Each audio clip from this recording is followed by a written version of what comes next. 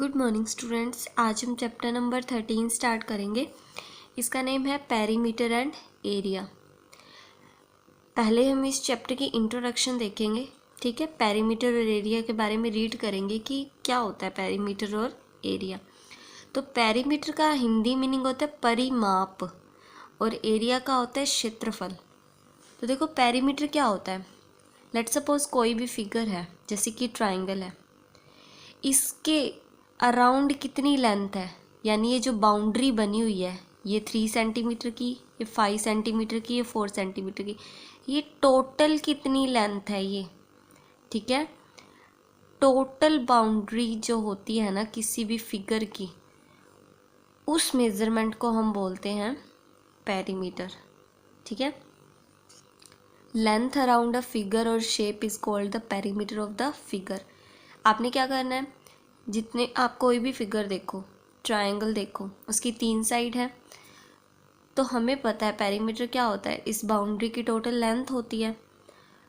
तो तीनों को आप प्लस कर दो, पेरीमीटर आ जाएगा। अगर कोई भी शेप गिवन हो, जैसे कि आपको स्क्वायर गिवन है, आप इसकी चारों साइडों को प्लस कर दो तो क्या आ जाएगा, पेरीमीटर आ जाएगा। अगर रेक्टेंगल गिवन है तो पेरीमीटर वर्ड का क्या मीनिंग है कि इसके चारों तरफ ये टोटल कितनी लेंथ है, तो इन चारों साइड को अगर हम प्लस कर दें तो पेरीमीटर हो जाएगा, है ना।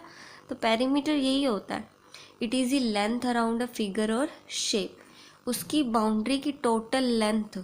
जैसे कि आप यहाँ से स्टार्ट हो अगर चलना, पूरी डिस्टेंस कवर करो तो टोटल कितनी आपने डिस्टेंस कवर की इसके चारों तरफ, तो वो क्या होगा, पेरीमीटर।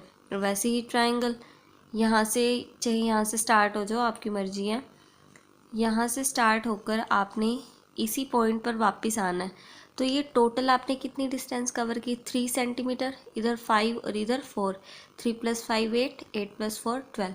तो यही पेरीमीटर होता है, ठीक है। लेंथ अराउंड अ फिगर और shape is called the perimeter of the figure. अब देखो एरिया क्या होता है, किसी भी फिगर के अंदर कितना स्पेस है उसे हम बोलते हैं उस फिगर का एरिया, ठीक है। किसी भी फिगर के अंदर उस फिगर ने कितना स्पेस ऑक्यूपाई कर रखा है वो क्या होगा, उसका एरिया। अब जैसे कि एक ये स्क्वायर है, एक ये स्क्वायर है, ये स्मॉल स्क्वायर है और ये बिग स्क्वायर है, तो इसने अपने अंदर थोड़ी ही जगह ऑक्यूपाई कर रखी है ना, जबकि इसने ज़्यादा ऑक्यूपाई कर रखी है क्योंकि ये साइज़ में बड़ा है और ये छोटा है। तो हम कहेंगे कि इसका एरिया कम है क्योंकि इसने कम स्पेस ऑक्यूपाई कर रखा है। क्योंकि एरिया क्या होता है, किसी भी फिगर ने जो स्पेस ऑक्यूपाई कर रखा है ना, कितना रीजन उसने इनक्लोज्ड कर रखा है अपने अंदर, उसे बोलते हैं हम एरिया। तो ये छोटा स्क्वायर है, ये थोड़ी जगह घेरेगा, ये बड़ा स्क्वायर है, ये ज़्यादा जगह घेरेगा, तो इसका एरिया ज़्यादा है, इसका एरिया कम है, ठीक है। तो देखो आज हम जो इस चैप्टर है पेरीमीटर और एरिया, इस चैप्टर की इंट्रोडक्शन राइट करेंगे अपनी एफएनबी में, ठीक है। तो देखो first definition is about perimeter, कि पेरीमीटर क्या होता है। The length around a figure और a shape is called the perimeter of the figure. Figure के अराउंड कितनी लेंथ है, या फिर हम कह सकते हैं किसी भी फिगर की जो भी बाउंड्री बनी हुई है उसकी टोटल मेजरमेंट को हम बोलते हैं पेरीमीटर, ठीक है ना। The length around a figure और a shape is called the perimeter of the figure.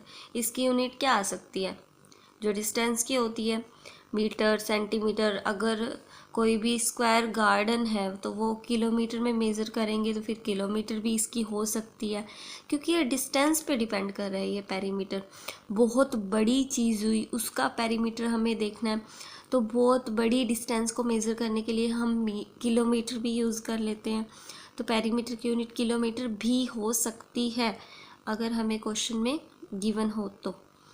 Otherwise आप नॉर्मली जनरली यही लेके चलोगे, मीटर, सेंटीमीटर। अब देखो area, the measurement of the region enclosed by a plane figure is called the area of the figure. कोई भी plane figure है, जैसे कि ये पेपर, इसको भी हम बोल सकते हैं, ये भी एक प्लेन चीज़ है। एक ब्लैक बोर्ड हो गया, वो भी एक प्लेन फिगर है। तो फिर इसने कितना रीजन ऑक्यूपाइड कर रखा है, कितना रीजन एनक्लोज्ड कर रखा है, वो क्या होगा, किसी भी प्लेन फिगर का एरिया हो जाएगा। इसकी यूनिट क्या होगी, स्क्वायर मीटर। SQ डॉट लिखा हुआ है ना, ये स्क्वायर मीटर और ये स्क्वायर सेंटीमीटर, यानी स्क्वायर मीटर या फिर स्लैश लगा हुआ है ना, स्क्वायर मीटर या फिर स्क्वायर सेंटीमीटर हो सकती है एरिया की यूनिट। ठीक है, वो हम जैसे जैसे क्वेश्चन करेंगे ना आपको अच्छे से समझ आ जाएगा। अभी बस आप इंट्रोडक्शन राइट करना। तो देखो, अगर हमें कोई स्क्वायर गिवन है, ठीक है, जैसे कि देखो ये स्क्वायर अगर हमें गिवन है तो हमें पता है अगर हमने इसका पेरीमीटर निकालना है तो क्या करेंगे, पेरीमीटर तो ये चारों साइड को हमें प्लस करना पड़ेगा, क्योंकि लेंथ अराउंड अ फिगर होती है ये तो पेरीमीटर, तो इसके अराउंड ये जो टोटल लेंथ है ये हमें फाइंड करनी पड़ेगी। अब देखो हम स्क्वायर की फाइंड कर रहे हैं, तो स्क्वायर में तो सभी साइड इक्वल होती हैं, कि ये कुछ भी है, चाहे ये S है, ये S है, ये S और ये S, क्योंकि सभी इक्वल होंगी, तो एक S है तो सभी S ही होंगी ना। लेट्स सपोज ये स्क्वायर है, अगर मैं आपको बोल दूँ इसकी एक साइड 6 सेंटीमीटर है तो सभी क्या हो जाएंगी, 6 सेंटीमीटर ही हो जाएंगी। इसका पेरीमीटर निकालने के लिए आप क्या करोगे, चारों साइड को प्लस करोगे, यानी 6 प्लस 6 प्लस 6 प्लस 6। इसी कैलकुलेशन से बचने के लिए मल्टीप्लिकेशन का कॉन्सेप्ट आता होता है, रिपीटेड एडिशन को ही हम सिंप्लीफाई करने के लिए मल्टीप्लाई करते होते हैं। कैसे, इसको हम सिंप्लीफाई कैसे कर सकते हैं, 6 को हमने कितनी बार लिखा, 4 बार ना।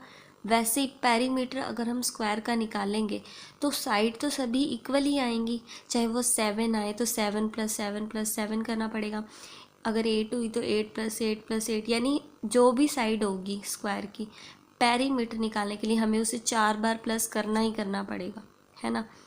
तो इसको सिंप्लीफाई करने के लिए क्या किया जाता है कि 6 को 4 टाइम्स हम प्लस क्यों करें, एक बार 6 लिखेंगे और उसे 4 से मल्टीप्लाई कर देंगे, आंसर सेम ही आएगा। ठीक है, कभी भी इसमें नहीं, कोई भी क्वेश्चन हो, अगर आपको जैसे लेट्स सपोज 7 को 5 बार आपने प्लस करना है, तो आप क्या करो, 7 को एक बार लिखो, 5 से मल्टीप्लाई कर दो, तो ये 7 को 7 बार प्लस करने जैसा ही है। वैसे ही अगर हमने कोई भी साइड हमें गिवन है, हमें पता है पेरीमीटर निकालने के लिए स्क्वायर का उसे हमें 4 बार प्लस करना पड़ेगा, तो हम 4 बार प्लस क्यों करें, एक बार हम उस साइड को लिखेंगे, जैसे कि हमने 6 लिखा, उसे 4 बार प्लस करना है ना स्क्वायर में, तो हम उसे 4 से मल्टीप्लाई कर देंगे। ठीक है, अब देखो पेरीमीटर ऑफ स्क्वायर क्या हो जाएगा, हमें पता है साइड को हमें 4 बार प्लस करना है, और वो सेम चीज़ है बिल्कुल, साइड तो सारी सेम होती हैं स्क्वायर में, तो हम क्या करें, एक बार साइड को लिखा और उसको 4 से मल्टीप्लाई कर दिया बस।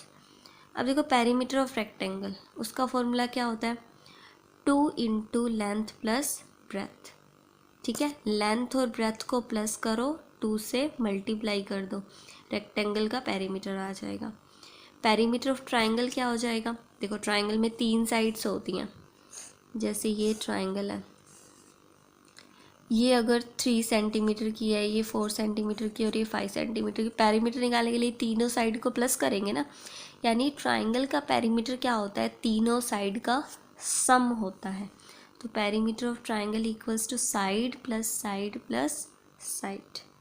अब देखो एरिया ऑफ स्क्वायर, पेरीमीटर हमने देख लिया स्क्वायर, रेक्टेंगल और ट्राइंगल का।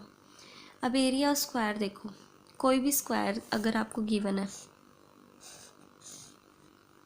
लेट सपोज आपको क्वेश्चन में बोल दिया जाता है कि एक स्क्वायर है, उसकी एक साइड 5 है, तो स्क्वायर में तो चारों इक्वल होती हैं, अगर ये 5 है तो सभी 5 ही होगी ना। 5 सेंटीमीटर लेट सपोज कर लो, सभी क्या है सेंटीमीटर में है, तो ये भी 5 सेंटीमीटर, ये भी 5, ये भी 5 और ये भी 5। ठीक है, आपको बोला जाएगा कि इसका एरिया बताओ कि इसने अपने अंदर कितना स्पेस घेर रखा है, इसके अंदर कितना रीजन है। तो आप क्या कैसे करोगे, आपको सिर्फ फॉर्मूला पता होना चाहिए एरिया निकालने का स्क्वायर के केस में, वो क्या होता है साइड इंटू साइड। तो साइड तो इसकी 5 ही गिवन है, तो आपको क्या करना है, साइड को साइड से ही मल्टीप्लाई कर देना है, यानी 5 को 5 से ही मल्टीप्लाई कर देना है। 5 5 ज़ा 25। अब यूनिट लिखना बहुत ज़रूरी होता है। देखो ये भी सेंटीमीटर में था, ये भी सेंटीमीटर में था, तो एक बार सेंटीमीटर लिखो, 2 बार सेंटीमीटर की मल्टीप्लाई हुई ना तो सेंटीमीटर के ऊपर 2 लिख दो बस। अगर 3 बार सेंटीमीटर की मल्टीप्लाई हुई होती किसी केस में, इसमें नहीं किसी और केस में, तो एक बार सेंटीमीटर लिख के ऊपर 3 लिख देते, ठीक है ना। इसे स्क्वायर सेंटीमीटर ही बोलते हैं, जो हमने यहाँ देखा था ना स्क्वायर सेंटीमीटर, ये स्क्वायर को यहाँ पर लिख दिया जाता है बस, ये स्क्वायर सेंटीमीटर ही है, ठीक है। तो बस देखो स्क्वायर का एरिया स्क्वायर का फॉर्मूला आपने याद रखना है, साइड इनटू साइड। अब देखो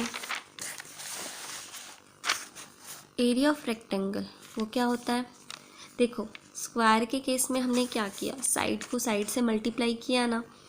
अब हम रेक्टेंगल का एरिया फाइंड करेंगे तो हम लेंथ को ब्रेथ से मल्टीप्लाई कर देंगे। स्क्वायर में साइड को साइड से मल्टीप्लाई, रेक्टेंगल में एरिया निकालना है तो लेंथ को ब्रेथ से मल्टीप्लाई कर देंगे, ठीक है ना। पेरीमीटर में हमने क्या करना होता है, सभी साइड्स को प्लस करना होता है, चाहे स्क्वायर में हो सभी साइड्स को करना तो प्लस ही था ना, side plus side plus side plus side, लेकिन वो सभी सेम थी, इसलिए हमने एक बार साइड लिखा, उसे 4 बार प्लस नहीं किया, उसको 4 से मल्टीप्लाई कर दिया, वो हमने इजी करने के लिए किया है। रेक्टेंगल का पेरीमीटर क्या था, 2 इंटू लेंथ प्लस ब्रेथ, ठीक है। ट्राइंगल का क्या किया था, तीनों साइड को प्लस किया है हमने, ठीक है। रेक्टेंगल का अगर आप फॉर्मूला याद नहीं रखना चाहते तो कोई बात नहीं, लेकिन आपको याद होना चाहिए, ये कैलकुलेशन इजी हो जाती है इससे। बाकी देखो रेक्टेंगल में जब हम पेरीमीटर निकालेंगे तो हम क्या कर सकते हैं, हमें पता है जैसे कि रेक्टेंगल जो होती है उसमें 4 साइड होती हैं, अगर आपको चारों की वैल्यू पता चल जाती है तो आप चारों को प्लस करके पेरीमीटर निकाल सकते हो, लेकिन आपको फॉर्मूला याद होना चाहिए, ठीक है। तो आप ये फॉर्मूले हैं जो अच्छे से रिवाइज़ कर लेना 2 टाइम्स, ओके। और ये सभी अपनी FNB में आपने राइट करनी है इंट्रोडक्शन को।